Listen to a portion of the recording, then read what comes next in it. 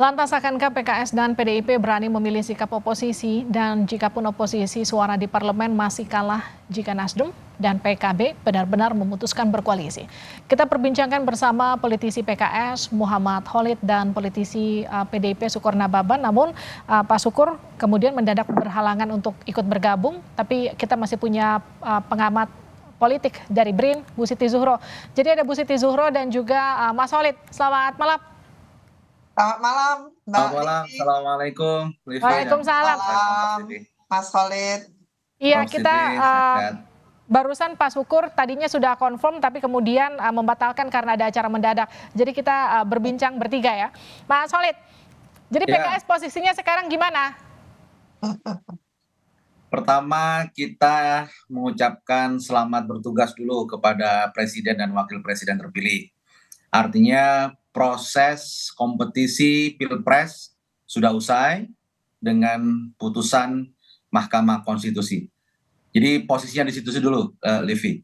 Sehingga PKS menghormati, mengapresiasi putusan tersebut, dan kita membangun komunikasi dengan semua pihak. Terkait posisi PKS, apakah menjadi koalisi ataukah oposisi, itu nanti akan dibahas di proses Majelis Syuro. Jadi Majelis Syuro sebagai domain pimpinan tertinggi di PKS akan membahas secara khusus terkait apakah PKS memilih berjuang di dalam pemerintahan atau di luar pemerintahan. 10 tahun jadi oposisi PKS masih cukup kuat, Mas Khalid.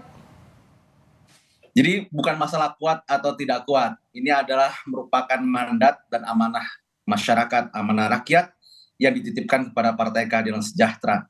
Jadi PKS berpikirnya adalah dalam skop maslahah dan mudharat. Masalahnya apakah lebih besar ketika PKS harus bergabung di pemerintahan ataukah justru mudaratnya lebih besar? Nah, ini yang kita akan kaji bersama. Insya Allah itikad baik dari Partai Keadilan Sejahtera adalah ketika berjuang di dalam pemerintahan, PKS akan memberikan kontribusi terbaiknya. Dan ketika memilih nanti berjuang di luar pemerintahan, maka PKS akan menjadi kekuatan penyeimbang pemerintah yang konsisten bersama masyarakat. Jadi hasil pertemuan Presiden PKS sama Pak Surya Paloh kemarin apa itu? Oh, banyak hal. Kita kan mengevaluasi juga perjalanan kita di Pilpres, kemudian kita juga berpikir, karena begini, koalisi perubahan memang secara teknis prosedural itu sudah selesai. Tapi substansinya, apa cita-cita yang ingin diperjuangkan itu terus bisa kita perjuangkan, apakah itu di luar pemerintahan ataukah di dalam pemerintahan. Kemarin juga pada waktu di Nasdem, PKS, Presiden PKS berbicara terkait peluang-peluang apa kerjasama, kalaupun tidak di eksekutif pusat atau di level daerah pilkada. Kita berbicara tentang peluang-peluang terkait kerjasama di kepala daerah. Itu juga bisa kita buka keran komunikasinya. Mas Khalid, kenapa sih nggak kayak Nasdem aja yang langsung clear pindah gabung ke koalisi pemerintah? Kenapa masih terkesan banyak pertimbangan? Ini kan proses pembentukan pemerintahan juga masih 6 bulan lagi ini, Devi. Dan kita juga melihat ada proses di mana di PKS itu ada proses musyawarah ya. Kita mendengarkan dulu bagaimanakah aspirasi, amanah, suara dari para kader, masyarakat pada PKS. Sehingga kita tentu dengan cara mendengarkan secara empatik, simpatik ya kepada aspirasi masyarakat kepada PKS, dengan seperti itu kita akan mengambil keputusan dengan penuh dengan wisdom, bijaksana, sehingga maslahah yang ingin kita berikan itu tepat sesuai dengan aspirasi dari masyarakat. Apakah di luar atau di dalam pemerintahan, insya Allah wisdom itulah yang akan kita raih bersama. Baik, saya ke Bu Zuhro. Bu Zuhro, jadi gimana melihat koalisi perubahan yang sudah mulai berubah menjadi keberlanjutan ini?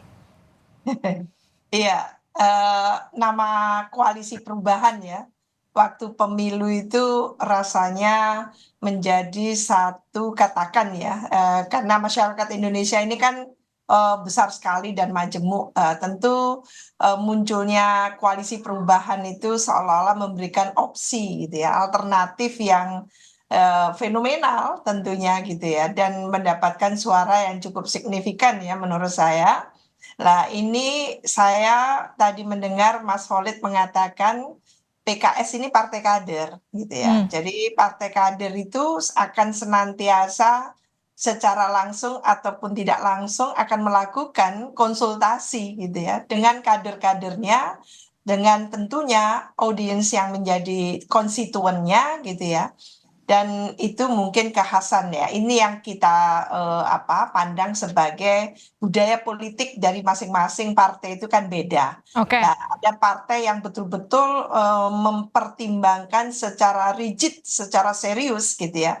Bagaimana nanti masa depannya ketika gitu ya, ada tindakan-tindakan dari partai itu yang katakan tidak inline gitu ya dengan kemauan kader, sebagian besar kemauan kader maupun juga dengan konstituen. Nah, ini yang tentunya akan merepotkan partai itu sendiri. Maka menurut saya kalau kita evaluasi secara kritis partai-partai politik di Indonesia sejak pemilu pertama era reformasi tahun 99 sampai pemilu yang ke-6 2024 ini memang kita belum cukup sangat gembira gitu ya dengan perjalanan partai-partai secara umum gitu ya.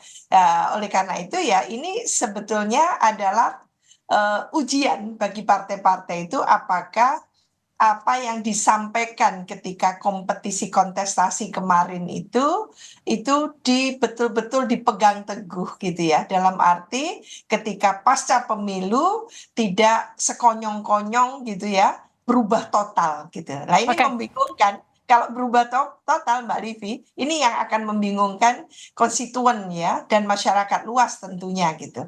Apa yang terjadi dengan koalisi perubahan ini dengan PKB, dengan Nasdem gitu ya. PKS tidak cenderung proaktif dalam hal ini, terkesan wait and see dan sangat hati-hati ya tentunya dengan mempertimbangkan banyak hal. Meskipun tidak tertutup kemungkinan nantinya bisa jadi ini so-so kelihatannya bisa jadi berkoalisi dengan 02 atau tetap ada di luar katakan kekuasaan gitu. Oke, saya ke Mas Ciko. Ini sudah bergabung bersama kami lewat sambungan telepon Ciko Hakim, politisi PDIP. Mas Ciko, selamat malam. Malam Livi, malam Bu Siti, Mas Kotek. Halo Mas Ciko. Halo malam Mas Ciko. Mas Ciko, kalau dari beberapa pernyataan elit PDIP kan ada isyarat-isyarat Bu Mega nampaknya akan meminta PDIP akan ada di luar koalisi. Betul demikian Mas Ciko?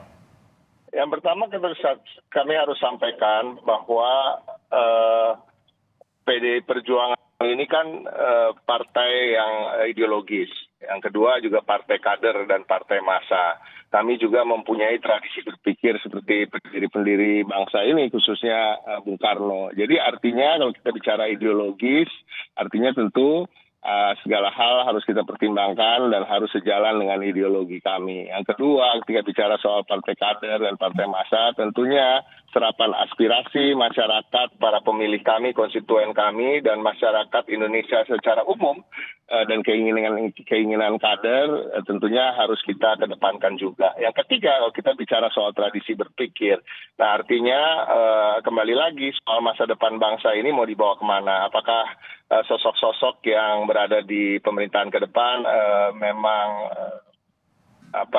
sejalan dengan apa yang sesuai dengan apa garis-garis perjuangan kami. Nah, tapi kembali lagi yang paling penting kalau bicara hari ini tentunya kami masih ada gugatan yang kami langsungkan di PT UN dan ini juga menjadi pertimbangan kami untuk menunggu hasil gugatan tersebut.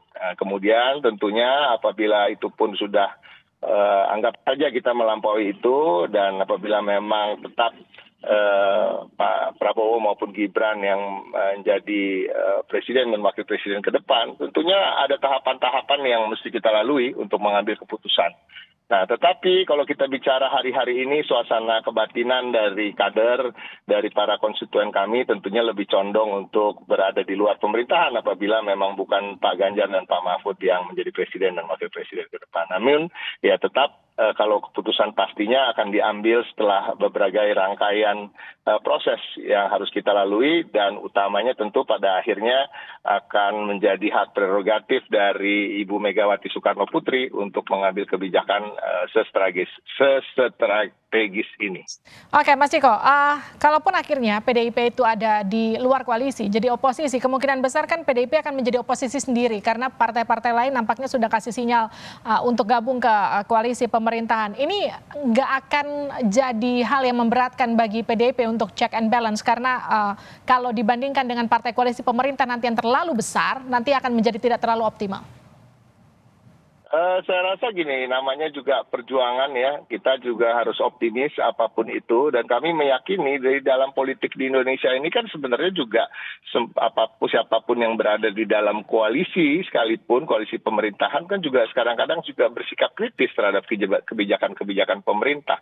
Tentunya dalam perjalanannya nanti melalui hal-hal perjuangan atau ketika kita memperdebatkan suatu kebijakan dan lain-lain, kalau itu rasional saya rasa istilahnya kalau di Amerika itu crossing the aisle gitu, melompat dari pagar partai gitu juga sering terjadi gitu untuk karena mengedepankan kepentingan rakyat. Dan ini tidak pernah menjadi masalah bagi kami. Tetap suara yang berada, suara lain yang berada dalam suatu pemerintahan yang besar, termasuk di parlemen itu diperlukan gitu. Karena itu sebagai kanal dari kegelisahan atau masyarakat yang dikatakan oleh Bu Siti Zuro tadi. Masyarakat kita majemuk, jadi mempunyai pemikiran-pemikiran berbeda, keinginan-keinginan berbeda, dan intinya itu harus ada kanalnya di parlemen.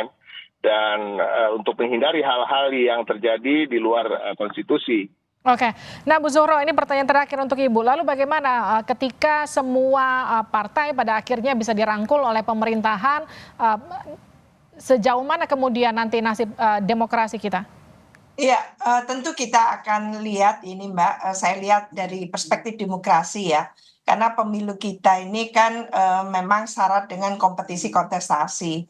Dan tentu ada fungsi representasi dan partisipasi, itulah demokrasi.